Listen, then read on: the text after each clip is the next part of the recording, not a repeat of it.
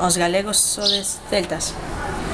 Bueno, pois, como xa dixemos, eso é así unha cuestión bastante controvertida, non se poñen, a xente non se pon moi de acordo de si somos celtas ou non. Sábese que os celtas estiveron no norte da Península Ibérica e en Galicia, pero bueno, non está moi clara, non hai suficientes datos científicos para poder dicir que a presencia dos celtas foi máis importante que a de outros povos en Galicia. Pero ti consideraste celta? Bueno, eu considérome galega. Vamos a deixalo aí. Cal é o tema de túa investigación?